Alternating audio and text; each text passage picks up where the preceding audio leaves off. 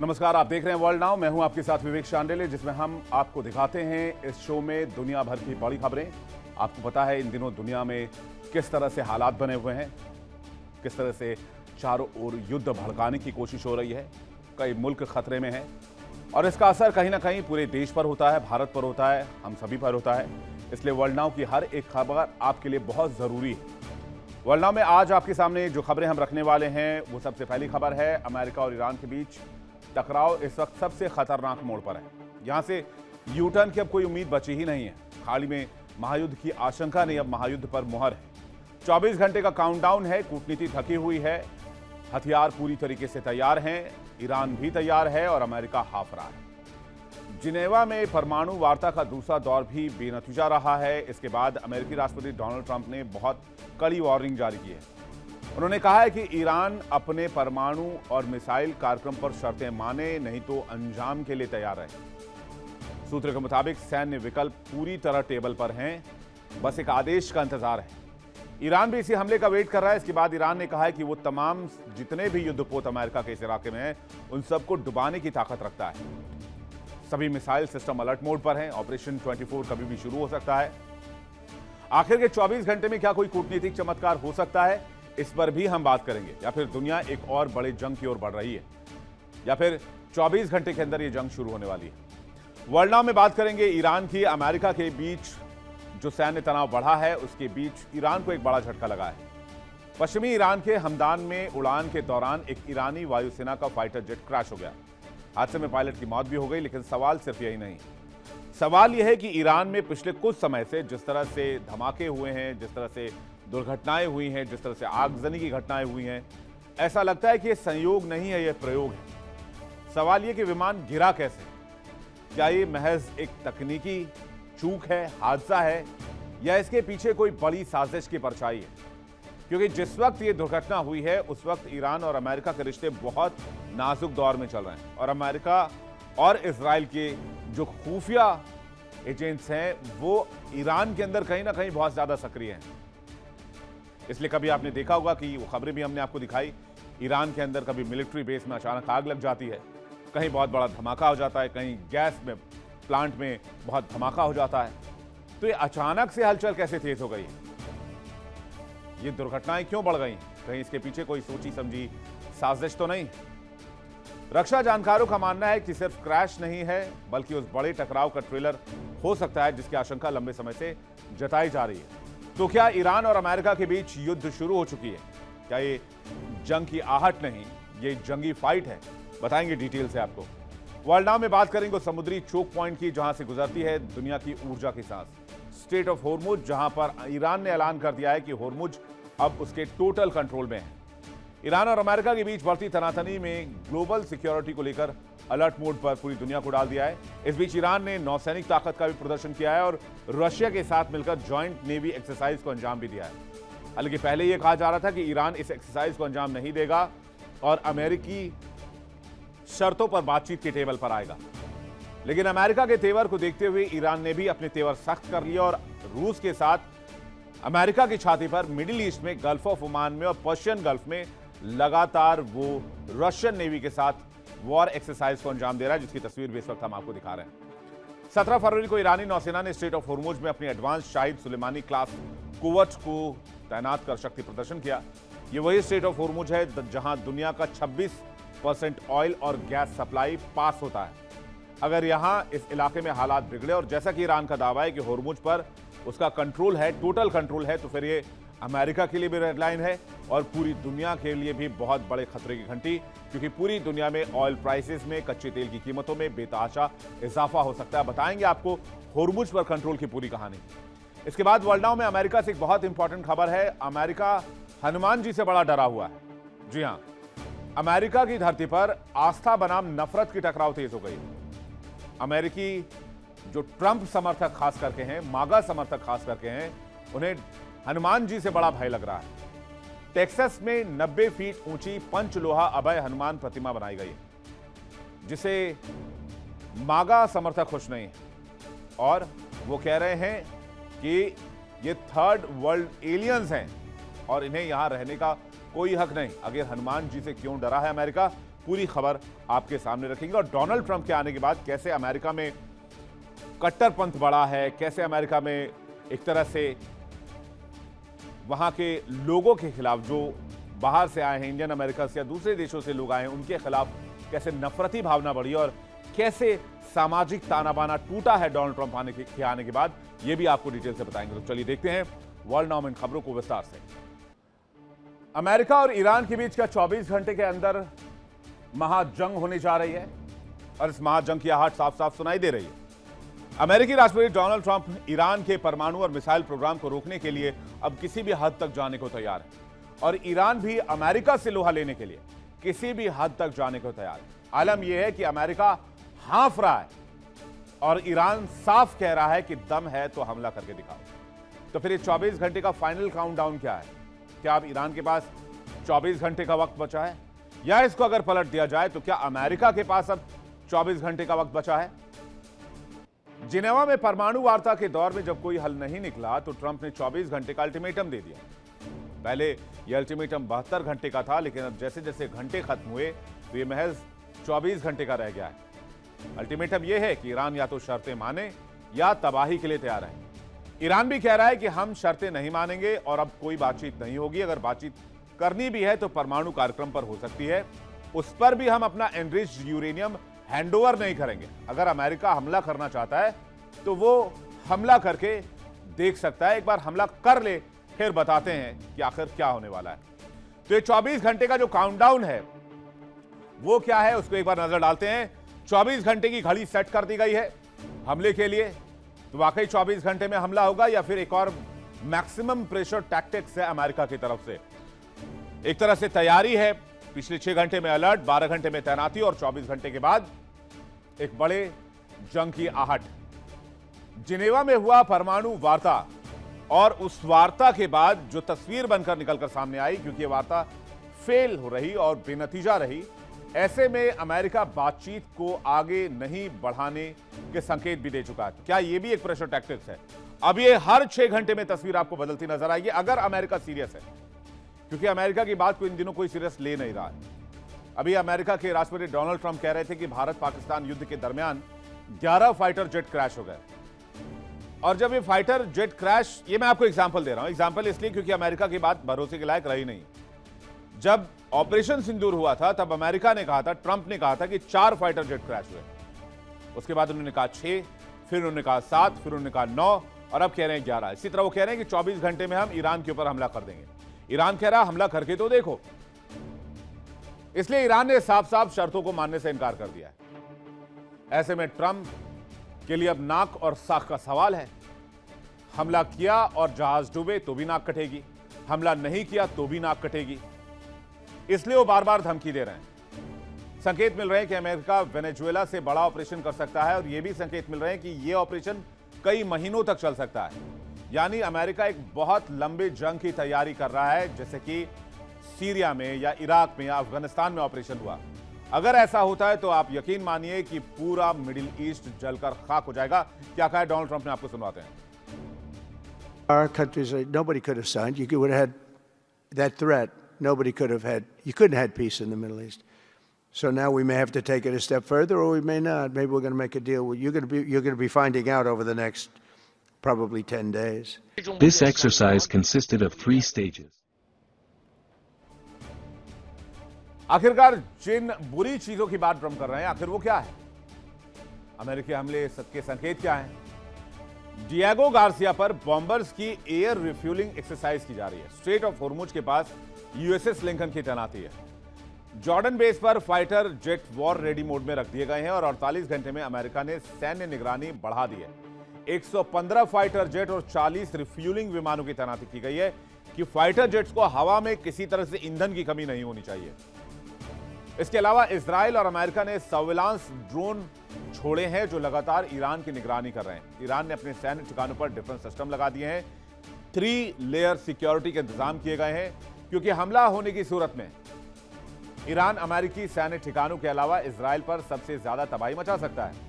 इसलिए इजराइल को लेकर अमेरिका बहुत सतर्क नजर आ रहा है। ट्रंप का पुराना रिकॉर्ड क्या है ईरान को लेकर? इसमें 2 चीजें हैं। पहला तो यह है कि डोनाल्ड ट्रंप ने ईरान को लेकर कई बार धमकियां दी। कभी कहा हम 24 घंटे में हमला करेंगे, कभी कहा हम 10 दिन का वक्त दे रहे हैं, कभी कहते हैं हम कभी भी हमला कर सकते हैं, कभी कहते हैं बातचीत के सारे दरवाजे बंद हो गए, फिर कहते हैं बातचीत अच्छी जा रही है, अच्छी बातचीत चल रही है। तो डोनाल्ड ट्रंप को समझ पाना यहां थोड़ा सा मुश्किल है। इसके अलावा उन्होंने ईरान को झुकाने के लिए क्या क्या किया वो भी जानना बहुत जरूरी है। ईरान पर कड़े आर्थिक सैंक्शन लगाए, ईरान नहीं झुका। ईरानी जनरल कासिम सुलेमानी की हत्या कर दी, ईरान नहीं झुका। खुले मंच से ऑप्शन ऑन टेबल की बात की, ईरान नहीं झुका। यह सब ये बताता है कि ट्रंप की भाषा सिर्फ दबाव बनाने की नहीं है, मैक्सिमम प्रेशर बनाने की है, यानी कि बहुत जबरदस्त दबाव बनाने की है। और ट्रंप की जो बुरी चीजें वाली बात है वो कोई रहस्यमयी शब्द नहीं है, बल्कि वो प्रेशर टैक्टिक्स है। अब दुनिया की नजरें ईरान पर टिकी हुई हैं, क्योंकि अगला कदम सिर्फ ईरान नहीं पूरे मिडिल ईस्ट की किस्मत तय करेगा। अब आपको सुनाते हैं ईरानी नौसेना के प्रवक्ता एडमिरल हसन मकसूदलू का जो बयान आया है, जिसमें ईरान ने अपनी सैन्य तैयारी को लेकर डोनाल्ड ट्रंप को वार्निंग दे दी है। साफ साफ कहा है कि दूर रहो वरना हम जलाकर खाक कर देंगे। This exercise consisted of 3 stages.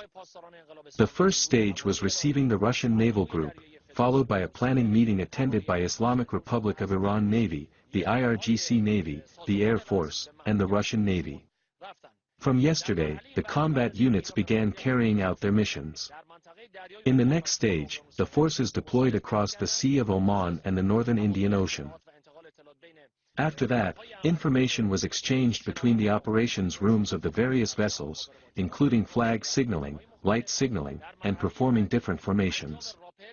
In the following stage, IRGC Air Force, Islamic Republic of Iran Navy, and the Russian destroyer conducted repelling operation. After that, a mission was carried out to recapture a hijacked ship from both the surface and the air. The exercise concluded with a photo-X or photography exercise, during which the units performed their missions in various formations while being photographed from the air. तो admiral मकसूदलू ने दावा किया कि Iran के जो जवान है, Iran की नौसेना आधुनिक हथियारों, एडवांस सर्विलांस सिस्टम और प्रशिक्षित जवानों से लैस है। उनका कहना है कि ईरान की रणनीति पूरी तरह रक्षात्मक है, लेकिन हमारी संप्रभुता को नुकसान हुआ तो जवाब करारा होगा और बहुत तगड़ा होगा। यह बयान ऐसे वक्त में आया है जब खाड़ी क्षेत्र में अमेरिका और सहयोगी देशों की गतिविधियां तेज है। ईरान का मैसेज क्लियर है कि हम किसी को उंगली कर नहीं रहे, लेकिन हमें उकसाया गया तो फिर जवाब पूरी तरीके से झन्नाटेदार मिलेगा, रूबी ताकत के साथ मिलेगा। ईरान ने एक बार फिर अपनी ताकत दिखाते हुए अमेरिका को क्लियर चेतावनी दी है। इस बीच इजरायली खुफिया एजेंसी के पूर्व प्रमुख आमोस याडलिन ने कहा है कि वो इस हफ्ते हवाई यात्रा करने से पहले 2 बार सोचेंगे। साथ ही व्हाइट हाउस की प्रवक्ता कैरोलिन लेविट ने कहा है कि समझदारी इसी में है कि ईरान जिद छोड़कर ट्रंप के साथ डील कर ले। यानी इजराइल और अमेरिका से मिले 2 संकेतों से साफ होता है कि अमेरिका अब इरादा कर चुका है कि अगले 24 घंटे में वो परमाणु करार की सारी शर्तें ईरान से मनवा ले।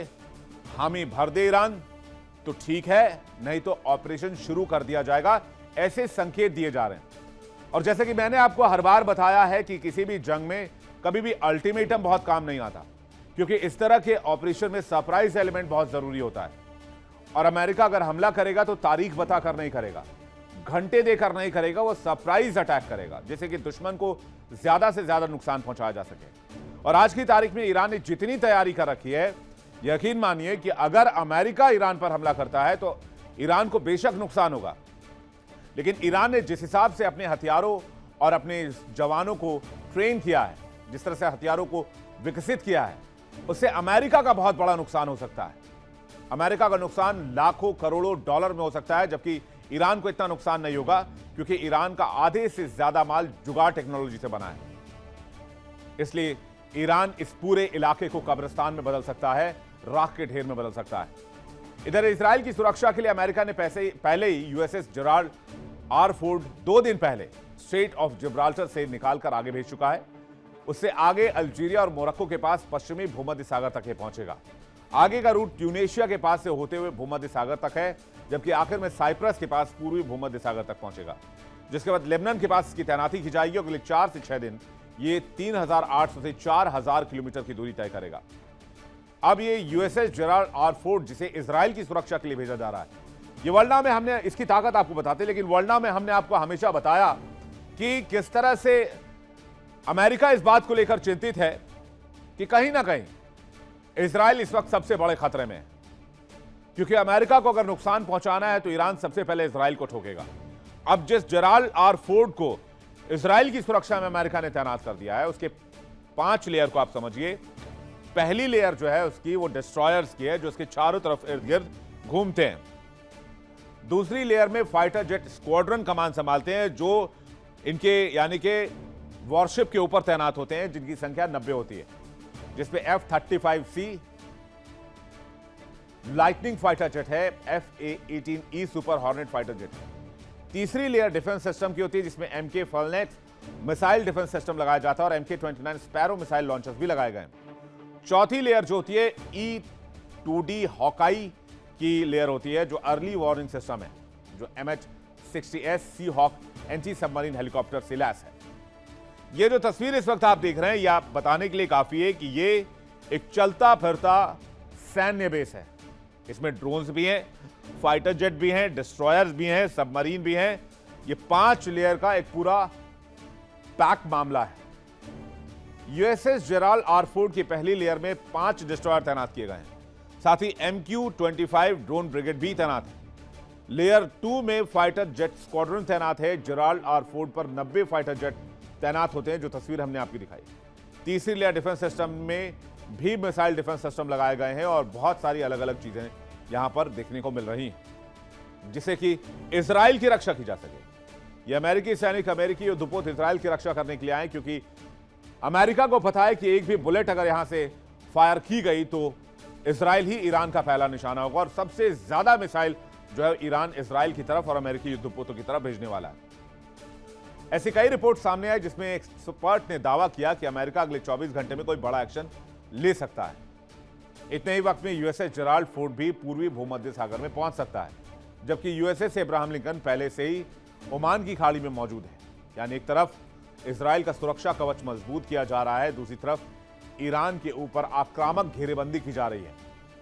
और अमेरिका तब तक हमला नहीं करेगा जब तक अमेरिका यह सुनिश्चित ना कर ले कि इजराइल की सुरक्षा को अब कोई खतरा नहीं है। और ये चैप्टर जो है वो शुरू होता है वहां से जहां से ईरान ने इजराइल के ऊपर पिछले साल अटैक किया था। पिछले साल ईरान ने ऑपरेशन ट्रू प्रॉमिस के जरिए इजराइल को बड़ा नुकसान पहुंचाया था, लेकिन इस बार पहले से बड़ी तैयारी है और युद्ध भी लंबा खिंच सकता है। कई जानकार दावा कर रहे हैं कि जल्द ही ईरान पर हमला हो सकता है। पश्चिमी मीडिया की रिपोर्ट्स में यह भी दावा किया जा रहा है कि ईरान पर हमले के लिए अमेरिका तैयार है और संभावना 90% तक है, जबकि शांति वार्ता के तीसरे दौर की संभावना सिर्फ 10% तक रह गई। इंपॉर्टेंट यह है कि इस बार हमला बहुत बड़ा होगा, जो दावा अमेरिका कर रहा है। लेकिन अगर अमेरिका बड़ा हमला करना चाह रहा है तो फिर इंतजार किस बात का है? कहीं ऐसा तो नहीं कि ईरान की तैयारी के आगे अमेरिका हाँफ रहा है, क्योंकि अमेरिका को यह जंग अपने मुल्क के इर्द गिर्द नहीं लड़नी है। अमेरिका को यह जंग मिडिल ईस्ट में लड़नी है, और मिडिल ईस्ट में अमेरिका का पहले भी कई बार भंटाधार हो चुका है, चाहे वो इराक हो, चाहे वो सीरिया हो, चाहे वो अफगानिस्तान हो, चाहे वो और भी आसपास के खाड़ी देशों के मुल्क रहे हों। अमेरिका ने जहां भी ऑपरेशन चलाने की कोशिश की, बूट्स ऑन ग्राउंड किए, यानी कि सोल्जर्स जमीन पर उतारे, वहां अमेरिका को हार का सामना करना पड़ा। अभी हाल ही में सीरिया से अमेरिका ने अपने सैनिकों की वापसी कराई है और बोरिया बिस्तर बांधकर सीरिया छोड़ना पड़ा अमेरिका को 10 साल के बाद। तो क्या अमेरिका वही गलती फिर से करेगा? गोरिल्ला वॉर में वो ईरान के सामने कैसे टिकेगा? ईरान के प्रॉक्सी से लोहा कैसे लेगा? ऐसे कई सारे सवाल हैं जिनका जवाब भविष्य की गर्त में छिपा हुआ है। और बात करते हैं आज के एक और इंपॉर्टेंट खबर की। ईरान और अमेरिका, इस बीच ईरान जहां अपनी तैयारी कर रहा है, अमेरिका लगातार ईरान को धमकी दे रहा है। वहीं खबर ईरान से बड़ी यह आई कि हमदान में एक फाइटर जेट, जो ईरानी फाइटर जेट था, वो क्रैश हो गया और जो पायलट इसमें सवार था उसकी मौत हो गई। ईरानी फाइटर जेट हादसे का शिकार हुआ। ट्रेनिंग उड़ान के दौरान ये जेट क्रैश हुआ, ऐसी जानकारी मिल रही है। लेकिन क्या ये महज एक क्रैश है या हादसा है? पश्चिमी ईरान के हमदान में हादसा हुआ। तकनीकी कारणों से दुर्घटना की आशंका जताई जा रही है। ईरानी सरकारी मीडिया ने इस क्रैश की पुष्टि कर दी है और दुखद यह रहा कि हादसे में पायलट की मौके पर ही मौत हो गई। ईरानी सरकारी मीडिया से जुड़ी प्रेस टीवी ने इस हादसे की पुष्टि कर दी है। रिपोर्ट्स के मुताबिक पायलट का नाम मेहदी फिरोजमंद है। यह हादसा ऐसे समय में हुआ है जब अमेरिकी राष्ट्रपति डोनाल्ड ट्रंप ईरान के खिलाफ सैन्य कार्रवाई के लगातार संकेत दे रहे हैं। इसलिए इसे संयोग माना जाए या फिर यह अमेरिका का प्रयोग है। अमेरिकी मीडिया रिपोर्ट्स के मुताबिक ट्रंप प्रशासन ईरान पर लिमिटेड मिलिट्री स्ट्राइक पर विचार कर रहे हैं। इंटरनेशनल मीडिया के मुताबिक यह कार्रवाई ईरान की नई न्यूक्लियर डील के लिए मजबूर करने के मकसद से की जा सकती है। शुरुआती हमले सीमित सैन्य या सरकारी ठिकानों पर किए जा सकते हैं, लेकिन उससे पहले यह हादसों की संख्या जो बढ़ रही है, क्या मैसेज दे रहे हैं, इसे समझना होगा। क्योंकि ये जो फाइटर जेट क्रैश है, ये सिर्फ हादसा है, ऐसा कहना जल्दबाजी है। कहीं इसके पीछे अमेरिका की कोई चाल तो नहीं है। रक्षा जानकार मानते हैं कि सिर्फ एक विमान हादसे की खबर नहीं, बल्कि बड़े टकराव का ट्रेलर भी हो सकता है, क्योंकि जेट क्रैश ईरान के पश्चिम इलाके के हमदान में हुआ। इसलिए शक और ज्यादा गहरा रहा है। हमदान इंपॉर्टेंट क्यों है, इसको आपको समझना होगा। हमदान एक स्ट्रेटेजिक लोकेशन है और हमदान पश्चिमी ईरान में, इराक, सीरिया और कुर्द क्षेत्र के इलाके के करीब आता है हमदान। यह इलाका मिडिल ईस्ट की सैन्य और राजनीतिक गतिविधियों के लिए बहुत संवेदनशील है। सैन्य महत्व भी है। हमदान के पास नोजेह एयरबेस है, जिसका इस्तेमाल ईरान ने पहले क्षेत्रीय अभियानों के लिए किया है। 2016 में रूस ने भी इसे सीरिया में अपने ऑपरेशन के लिए इस्तेमाल किया था। इसके बाद इसकी वैश्विक अहमियत बढ़ गई है। व्यापार और कनेक्टिविटी, पुराने सिल्क रूट लिंक और आज के पश्चिम मध्य ईरान कॉरिडोर, लॉजिस्टिक्स और आंतरिक आवाजाही के लिहाज से यह इलाका बहुत महत्वपूर्ण है। और इसलिए हमदान में यह विमान क्रैश होना कोई आम बात नहीं है। क्योंकि एक और इंपॉर्टेंट बात मैं आपको बताता हूं, हमदान में अमेरिका की नजर है। हमदान ठिकाने सैटेलाइट सर्विलांस, सैन्य मूवमेंट और लॉजिस्टिक के लिहाज से बहुत इंपॉर्टेंट है। अमेरिका और ईरान के बीच लंबे समय से तनाव है और अमेरिका की नजर में हमदान है। अमेरिका ईरान के रणनीतिक ठिकानों पर बहुत कड़ी निगरानी कर रहा है। तो कहीं अमेरिका का यह कोई कोवर्ट ऑपरेशन तो नहीं था, जिसे ईरान फिलहाल मानने के लिए तैयार नहीं है। और वो इसलिए तैयार नहीं है क्योंकि ईरान अपने आप को बैकफुट पर नहीं दिखाना चाहता है। इसलिए उसने कह दिया कि एक ट्रेनिंग विमान का क्रैश था। लेकिन जैसा कि हमने आपको बताया, हमदान सिर्फ एक शहर नहीं है, एक स्ट्रेटेजिक लोकेशन है। यहां मिलिट्री एयरबेस है, जियोग्राफी और जियोपॉलिटिक्स का एक क्रॉस रोड भी है। इससे पहले आपको याद होगा, अमेरिका ने अरब सागर में ईरान के शाहिद 139 ड्रोन को मार गिराया था। क्योंकि यह ड्रोन बेहद खतरनाक तरीके से अमेरिकी एयरक्राफ्ट यूएसएस अब्राहम लिंकन के करीब पहुंच गया था और इसलिए अमेरिका ने इसे थ्रेट माना। लेकिन उससे भी इंपॉर्टेंट बात यह है कि जिस जहाज के बारे में अमेरिका यह कह रहा था कि हमने लोकेशन डिस्क्लोज नहीं किया है, उसे ईरान के एक ड्रोन ने ढूंढ निकाला। बेशक यह अलग बात है कि ईरान के एक ड्रोन को न्यूट्रलाइज करने के लिए अमेरिका ने F-35 फाइटर जेट का इस्तेमाल किया, और करना भी था क्योंकि शाहिद एक कामिकाज़ी ड्रोन भी है। यह अगर सर्विलांस ड्रोन है तो उससे हमला भी किया जा सकता है। और अगर ये यूएसएस अब्राहम लिंकन के पास था तो यूएसएस अब्राहम लिंकन के ऊपर जाकर ये टकरा भी सकता था। और अमेरिका जानता है, दुनिया जानती है, कोई आम जंगी जहाज नहीं है। यूएसएस अब्राहम लिंकन एक न्यूक्लियर पावर्ड एयरक्राफ्ट कैरियर है और अमेरिकी नौसेना की ताकत का सबसे बड़ा प्रतीक और अमेरिका की दादागिरी का प्रतीक। अगर खुदा न खास्ता कुछ हो जाता ड्रोन से इस एयरक्राफ्ट कैरियर को, तो फिर अमेरिका की नाक धरी की धरी रह जाती। अमेरिकी यूएस सेंट्रल कमांड का दावा है कि ईरानी ड्रोन को हमले से पहले ही नॉन लीथल तरीकों से हटाने की कोशिश की गई, लेकिन ड्रोन ने दिशा नहीं बदली। नतीजा यह हुआ कि अमेरिका ने F-35C फाइटर जेट का इस्तेमाल किया और आसमान में ही शाहिद 139 ड्रोन को उड़ा दिया गया। अब इस क्रैश को लेकर अमेरिका पर उंगलियां भी उठने लगी हैं। लेकिन ये उंगलियां उठ क्यों रही हैं, इसे भी समझना जरूरी है। एक तो हमदान हमने आपको बताया क्यों बहुत जरूरी है। अब दूसरा ये कि इससे पहले जो धमाके हुए वो भी अभी तक सवालों के दायरे में। 31 जनवरी 2026 कई शहरों में धमाके हुए। तेहरान में, बंदर अब्बास में, परन में, तबरीज में, अहवाज में 7 से ज्यादा मौत हुई, 14 लोग घायल हुए। क्या यह संयोग है कि एक साथ 7 शहरों में एक साथ धमाके हो जाएं और सब के सब हादसे हों? 1 फरवरी 2026 तेहरान के पश्चिमी हिस्से में एक बड़े बाजार में धमाका हुआ। 2 फरवरी 2026 तेहरान के जन्नत आबाद बाजार में आग लगी। 7 फरवरी तेहरान आर्मी हेडक्वार्टर में धमाका हो गया। तो ये सब संयोग है, सारे के सारे हादसे हैं। और उसके बाद अब एक फाइटर जेट भी क्रैश हो गया है, ये भी हादसा है। जब दुनिया को यह संदेश दिया जा रहा है कि ईरान और अमेरिका के बीच तनाव बहुत ज्यादा है, न्यूक्लियर डील पर बातचीत बन नहीं पा रही है, और ऐसे वक्त में ईरान में एक के बाद एक हादसे हो रहे हैं। रक्षा जानकार मानते हैं कि यह कोवर्ट ऑपरेशन हो सकता है, यह महज हादसा नहीं है। पूर्वी तेहरान में मौजूद एक मिलिट्री बेस के अंदर धमाका कई गंभीर सवाल खड़े करते हैं।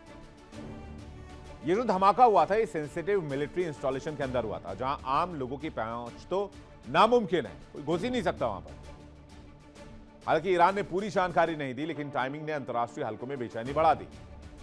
ईरान में जो एक के बाद एक धमाके हुए थे, कभी सैन्य ठिकानों के पास, कभी रिहायशी इलाकों में, और हर बार सवाल यही, क्या यह संयोग है या एक बड़ा प्रयोग अमेरिका और इजराइल का?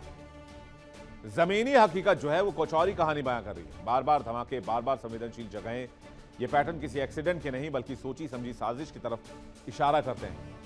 ईरान में होने वाली इन घटनाओं को महज हादसा बताकर नजरअंदाज नहीं किया जा सकता है।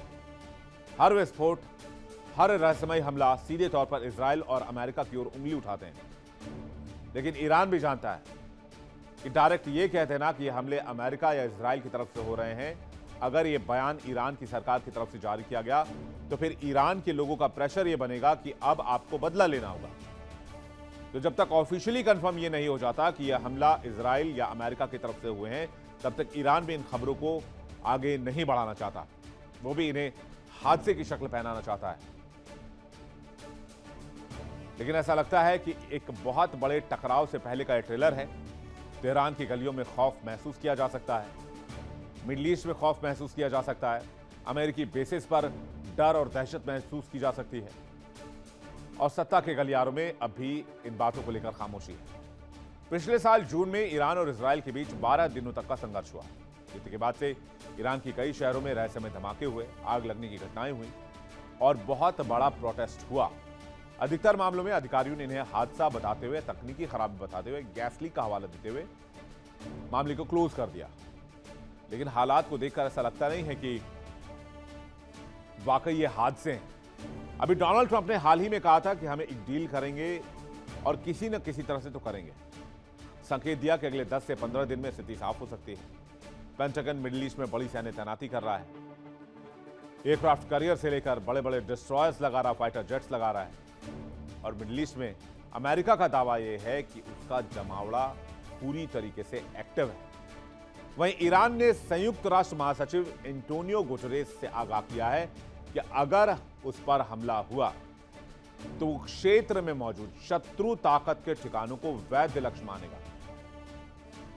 यानी जो बात हमने आपको बताई कि ईरान का पहला निशाना अमेरिकी बेस और इजराइल होंगे, कह दिया ईरान ने।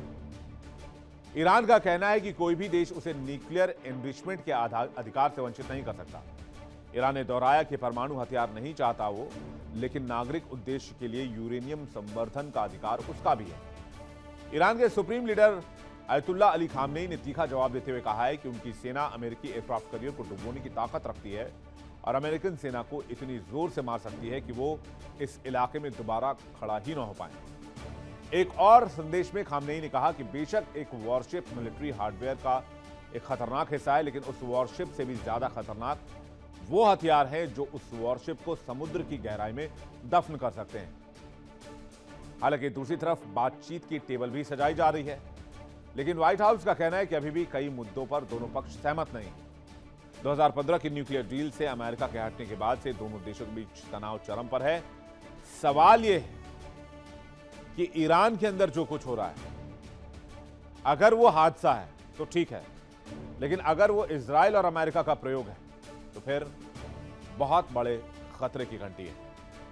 आपको अपडेट हम करते रहेंगे। एक और बहुत इंपॉर्टेंट खबर है इसी इलाके से, यह खबर हमारी जेब से भी जुड़ा हुआ है, क्योंकि होर्मुज पर ईरान के कब्जे की खबर आ रही है। दुनिया की सबसे अहम समुद्री पॉइंट स्ट्रेट ऑफ होर्मुज, जो बारूद के साए में, अगर यह सुलगा तो आपकी जेब भी कटेगी, हमारी जेब भी कटेगी, मेरी जेब भी कटेगी, सबकी जेब कट सकती है, क्योंकि दुनिया का 26% कच्चा तेल इसी इलाके से निकलता है। ईरान और अमेरिका के बीच काफी तनातनी है। इस बीच ईरान की नेवी ने अपनी ताकत का प्रदर्शन किया है, जिसे देखकर हमला करने से पहले अमेरिका एक बार जरूर सोचेगा। दरअसल 17 फरवरी को ईरानी नौसेना की दुनिया ने के सबसे संवेदनशील समुद्री रास्ते होर्मुज स्ट्रेट में अपनी एडवांस शाहिद सुलेमानी क्लास कुव्वत का शक्ति प्रदर्शन किया, जिसकी तस्वीर इस वक्त हम आपको दिखा रहे हैं। जरा फुल स्क्रीन विजुअल आपको दिखाते हैं। ईरान की नौसेना ने अभ्यास के दौरान शाहिद सैयद शिराजी युद्धपोत से सयाद 3G सतह से हवा में मार करने वाली मिसाइल का सफल वर्टिकल लॉन्च किया।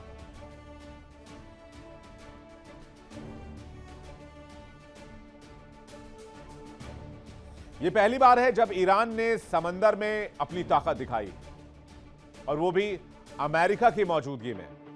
एक और तस्वीर आपको दिखा रहे हैं जिसमें ईरान ने अपने हथियारों की प्रदर्शनी लगाई है। ये देखिए तस्वीरें, और उस एक्सरसाइज का जायजा भी लिया वहां के IRGC कमांडर्स ने, और IRGC चीफ ने वहां जाकर जवानों से भी मुलाकात की, जिसकी तस्वीर इस वक्त आप देख रहे हैं।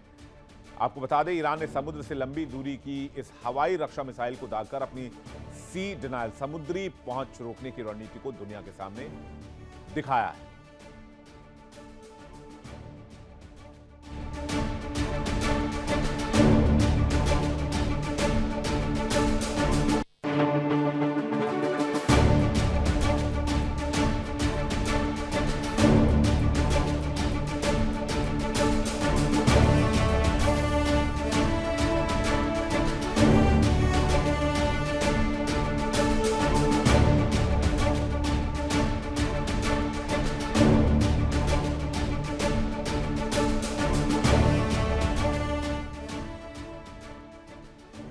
ईरान अपनी तकनीक का प्रदर्शन कर रहा है, अपने हथियारों का प्रदर्शन कर रहा है, अपने ड्रोन्स का प्रदर्शन कर रहा है, और अमेरिका को सीधे आंख दिखा रहा है। अब जिस शाहिद सुलेमानी क्लास की मैंने बातचीत की, कैसे वो अमेरिका के लिए डेथ वारंट है, इसे समझना होगा। ये एक कटरमैन डिजाइन है। शाहिद सुलेमानी क्लास की सबसे बड़ी खासियत यह है कि ये दोहरी पतवार वाला डिजाइन, इसे कटरमैन डिजाइन कहते हैं। इसकी लंबाई लगभग 65 से 67 मीटर है और विस्थापन 600 टन है। यह डिजाइन इसे समुद्र में अधिक स्थिरता और गति प्रदान करता है। स्टेल्थ टेक्नोलॉजी से लैस है। जहाज की बनावट में शार्प एंगल्स का उपयोग किया गया है, जिससे इसका रेडार सिग्नेचर बहुत कम हो जाता है। एल्यूमिनियम से बनी इसकी पतवार इसे हल्का और रेडार की नजरों से बचाने में सक्षम बनाती है।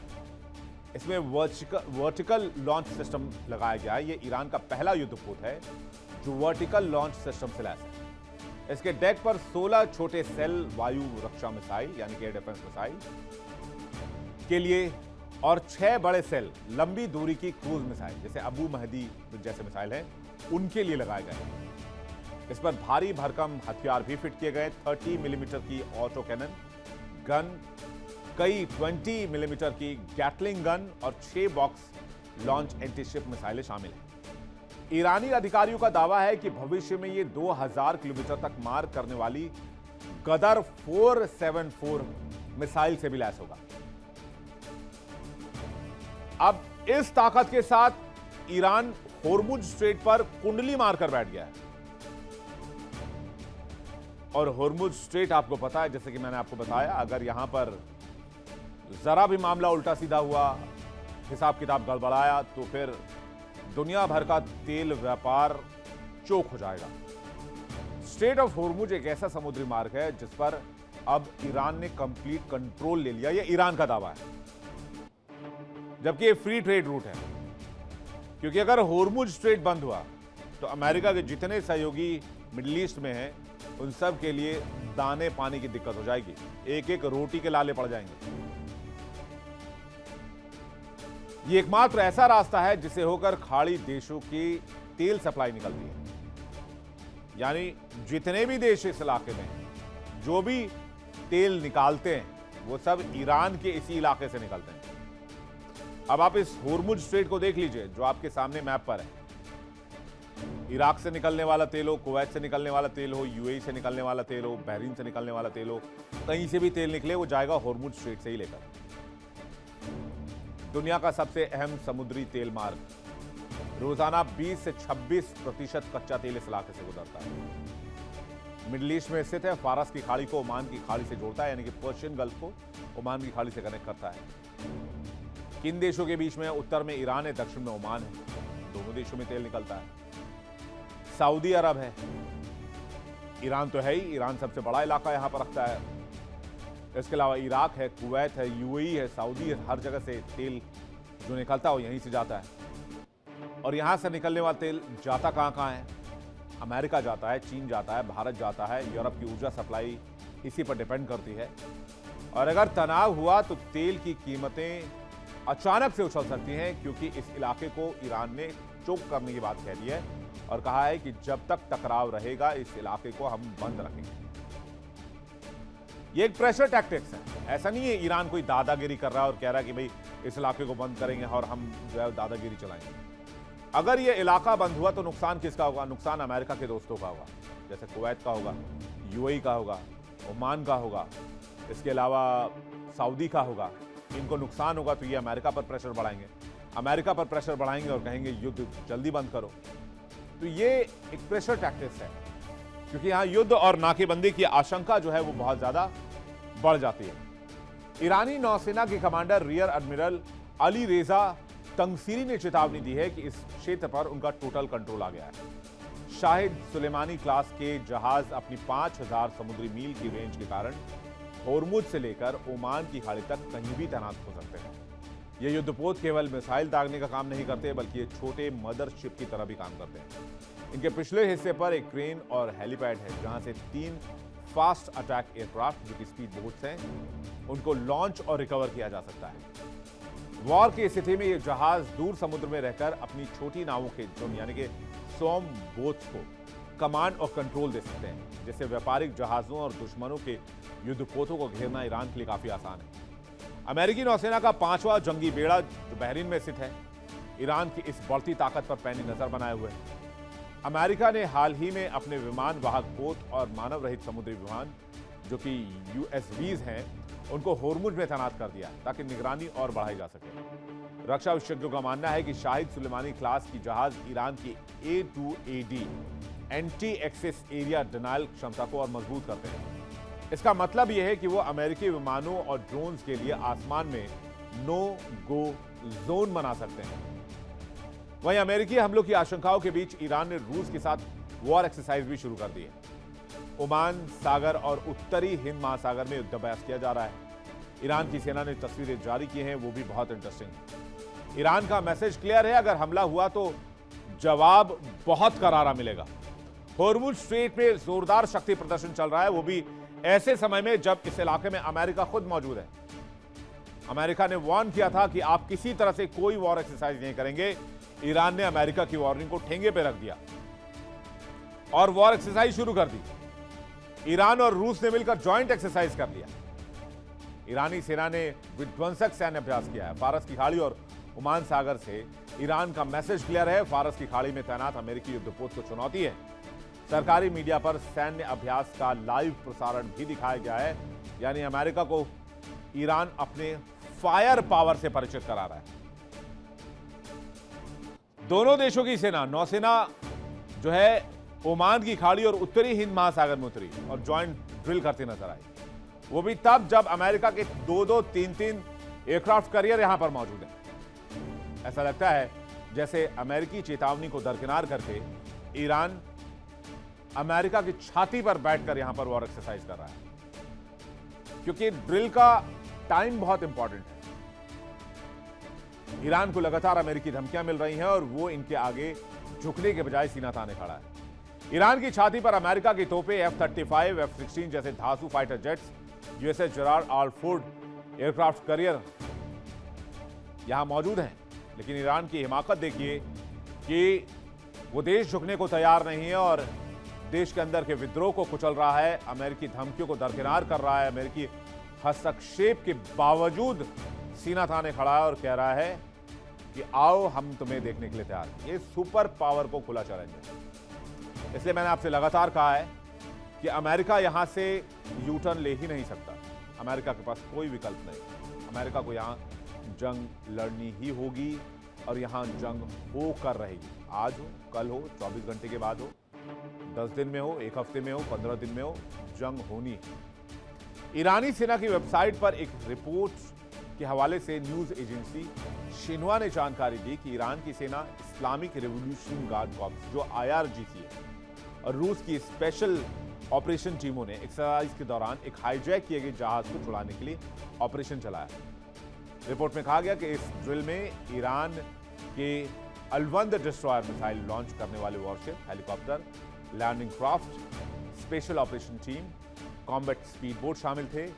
ये एक्सरसाइज इस हफ्ते की शुरुआत में होर्मुज स्ट्रेट में IRGC की ड्रिल के बाद हुई, जिसमें रणनीतिक जलमार्ग को कुछ समय के लिए बंद कर दिया गया। वहीं दूसरी तरफ खामनेई के लड़ाका फोर्स, जो कोई आम सेना नहीं है, यह आस्था की आड़ में खड़ी एक लड़ाकू मशीन है जिसका नाम है IRGC। ये जो खामनेई की लड़ाका फोर्स है, इसमें कुछ और गुट भी हैं। लेबनान में मौजूद हैं, सीरिया में मौजूद हैं, इराक में मौजूद हैं, ईरान में मौजूद हैं और यमन में भी मौजूद हैं। ये लड़ाके उन सशस्त्र संगठनों से जुड़े हैं जिन्हें सीधे तौर पर तेहरान का वफादार माना जाता है, जिसमें कताइब हिजबुल्लाह है, हरकत हिजबुल्लाह है, अल नुजाबा है, कताइब सैयद अल शुहादा है और बद्र संगठन शामिल है। अमेरिका के लिए बहुत ज्यादा विकल्प यहां पर है नहीं। देखना होगा अमेरिका का अगला कदम क्या होता है। अगली खबर की तरफ चलते हैं। हनुमान जी का जलवा अमेरिका में भी, और हनुमान जी से डोनाल्ड ट्रंप के समर्थक बहुत डरते हैं और ये कोई हवाई बात नहीं है। अमेरिका के टेक्सास से खबर है, जरा फुल स्क्रीन पहले तस्वीर देखिए, उसके बाद मैं आपको आगे कहानी बताता हूं। ये हैं हनुमान जी, जिनकी 90 फीट ऊंची पंचलोहा अभय हनुमान जी की मूर्ति लगाई गई है टेक्सास यूएस में, जो शांति, निर्भयता, आस्था और बल का प्रतीक है। लेकिन जैसे ही गदाधारी हनुमान जी की यह मूर्ति यहां लगी, डोनाल्ड ट्रंप के जो फैन फॉलोइंग लोग हैं वो डर के मारे कांपने लगे। हनुमान जी से उनको डर लगने लगा। ऐसा लगा कि कहीं हनुमान जी उनका विनाश न कर दें, और इसलिए वो ऊल जुलूल बातें करने लगे। अमेरिका के टेक्सास में भगवान हनुमान की एक विशालकाय मूर्ति को लेकर गंदी राजनीति शुरू कर दी गई। जिस अमेरिका को आजादी और बराबरी की मिसाल बताकर दुनिया भर में डंका पीटा गया, और जो अमेरिका दुनिया भर में लोकतंत्र की बहाली को लेकर आज तक छाती पीटता रहा, वहां कुछ कट्टरपंथी नफरत भरा माहौल बनाते दिख रहे हैं। और इंपॉर्टेंट बात यह है कि ये सब डोनाल्ड ट्रंप के चमचे हैं, जो मागा सपोर्टर जिनको कहा जाता है, मेक अमेरिका ग्रेट अगेन वाले लोग। इन लोगों को हनुमान जी की मूर्ति में विदेशी हमला नजर आता है, और ये राष्ट्रपति ट्रंप के सपोर्टर्स कह रहे हैं।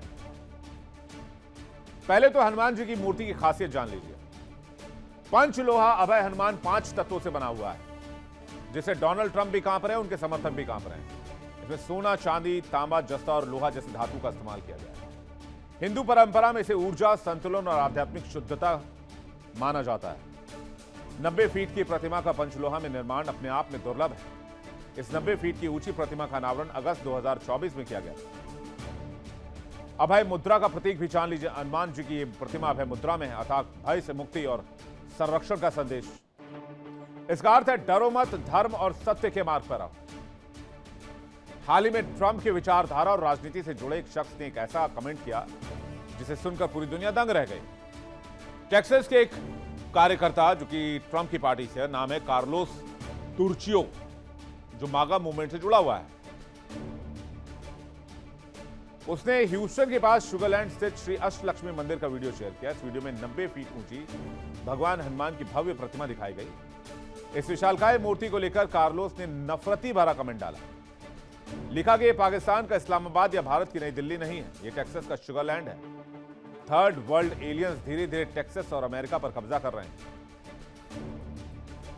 दुनिया कह रही है इस कमेंट को देखते हुए कि मागा समर्थकों के लिए भाई विनाश काले विपरीत बुद्धि।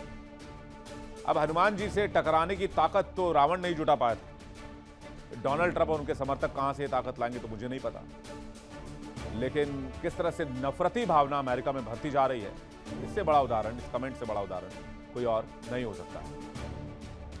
वर्ल्ड नाउ में फिलहाल इतना ही। देखिए इंडिया डेली 24/7 अब आपकी स्मार्ट टीवी पर। इंडिया डेली मौजूद है सभी डिजिटल प्लेटफॉर्म पर लाइव और लगातार। इंडिया डेली 24/7 हर दिन राष्ट्र को समर्पित।